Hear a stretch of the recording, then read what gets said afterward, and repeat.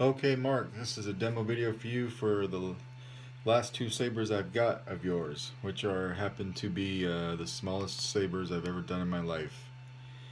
And they gave me a lot of shit, but I got them done. We got your Ahsoka Shoto here, and then we've got your Yoda right here. Um, in comparison, I'll grab your Leia.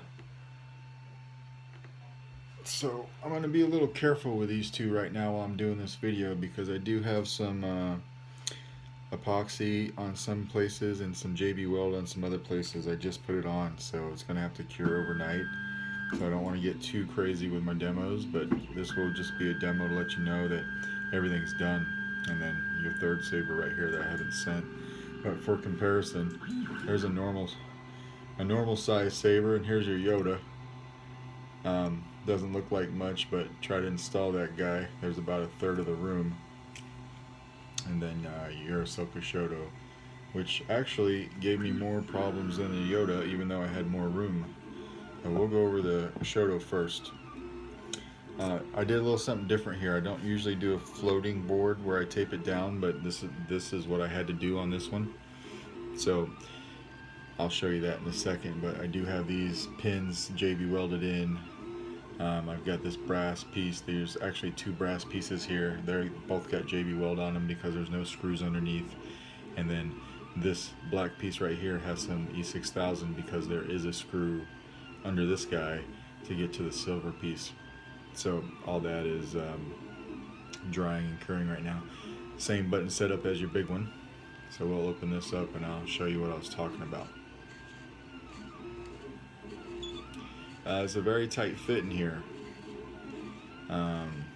Very tight. Let me open it up and I'll show you. I normally don't do a floating board where I tape it down, but in this case I had to, because if if you look in here, it has one diameter and then you get about 3/4 of an inch in there, and then the diameter changes, it gets smaller, and I had to make all of this fit in that smaller diameter inside your pommel there, so or your pommel cap.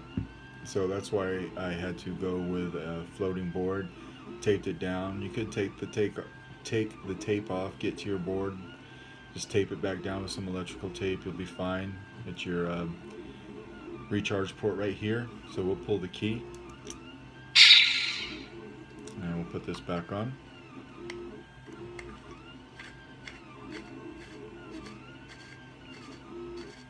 Got your stock NeoPixels that you like. Activation. Smooth swing. Auxiliary.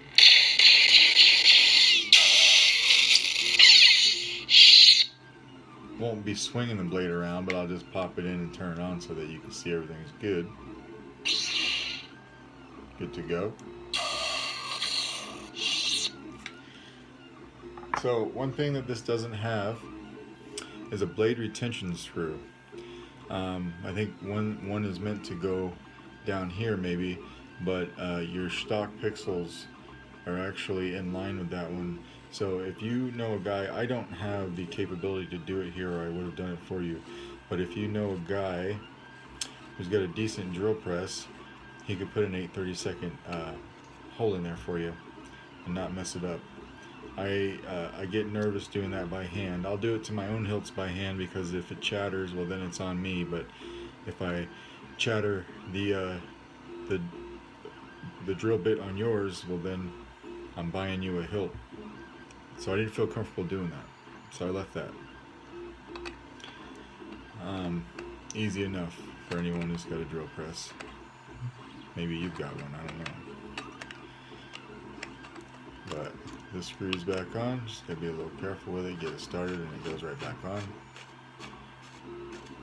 That diameter right there inside that groove is ridiculous, and the board actually sits about right here, and it comes back to right here, and then right here you've got a 22mm bass speaker. It's the loudest, or it's the biggest speaker that I could fit in here, and then just immediately behind that you have your battery, and then right on the end of your battery cap you have your holder for your stock NeoPixels, and I printed a low profile holder for that guy.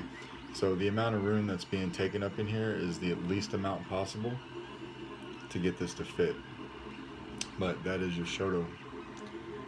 We'll put that over here. Now let's go over your Yoda. A few things about your Yoda. One, it doesn't have any blade retention unless you counted this guy. I guess you could use this because it does go inside the chamber here. But this piece right here for a blade is like 3/4 of an inch in diameter. So I don't know where you'd get a blade for that. I'm sure they're out there. I've seen people with these Yodas that have blades in them.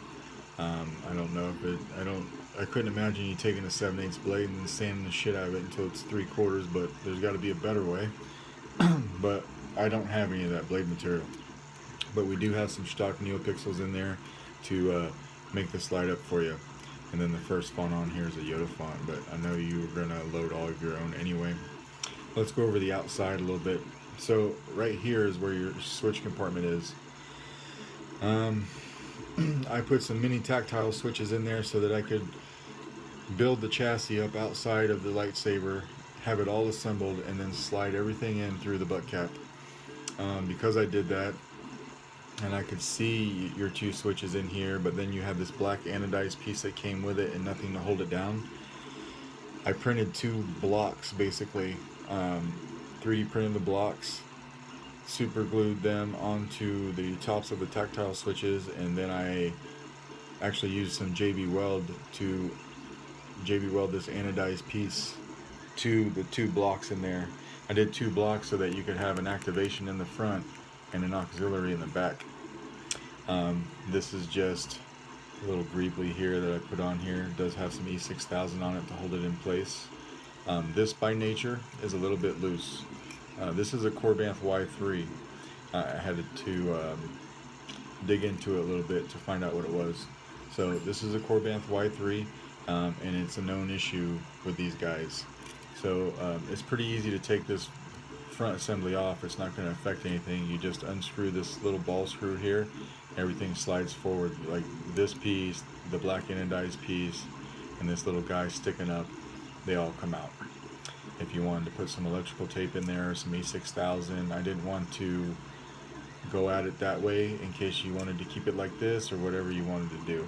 But that's the outside of this tiny fucking hilt. Let's open it up. So when you're unscrewing it, and then when you're screwing the pommel back on too, you'll feel it. It's super tight. I printed my chassis with no room for error, so I did have to sand it down a little bit. I wanted a firm hold in there because I don't have any screws holding it in. I actually, this entire chassis is a press fit. So I'll get it right here and just pull it out nice and slow, just like that. You know, this hilt, being as tiny as it is, takes a 20mm bass speaker. So I know you don't much care for those, but man, you can't get anything bigger in here. And then still enclose the speaker like I did here. So the reason that this diameter here drops down for your speaker housing is because when you get down to about the last ½ inch of the back of this guy, I don't know if you can see it in there, but it also changes diameter and gets smaller. So I had to accommodate for that. Your board's sitting up top here, no glue. It is a press fit. So whenever you want to get to your board, I know you can't get your board out like it is right now, but you could come up under here with like anything blunt, you know, like you know, I've got a bunch of crap around my desk, but this is a paintbrush, but a wooden pencil or anything, and just very lightly come to the back of that board in here, pop it loose, get to your board, and then when you're done with your board, very carefully clamp it back into place. It just pops in. You want to be careful to not pop in one side and then push the other down. I made it to where you have to go evenly to get it to have that nice fit like that. And then I actually put your recharge port here on the side. I had to take this recharge port that I had laying around, and I had to cut a little bit off the bottom so it stayed true to the outer diameter of the chassis so it could fit through the pommel cap. It's not the most gorgeous thing in the world, but it does kill the battery, and it's not visible obviously when you're using it. It's just to cut your power. So we'll pull it out. So powerful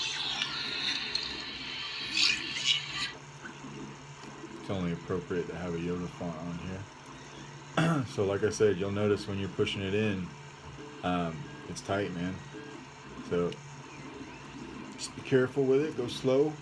It does go in and out.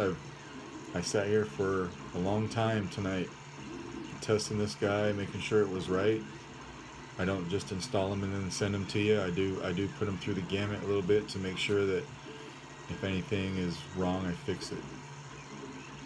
But I didn't feel like it being tight was an issue. If anything, I think it's an advantage. But you'll see this, they don't look like buttons, but that hole right there, that delineates your activation. And it just fell out. So I should have left it alone. After this demo, I'll put it back and leave it sit for the night. And then your back is your auxiliary. I'm going to put it on back on there for the sake of showing you what I'm talking about.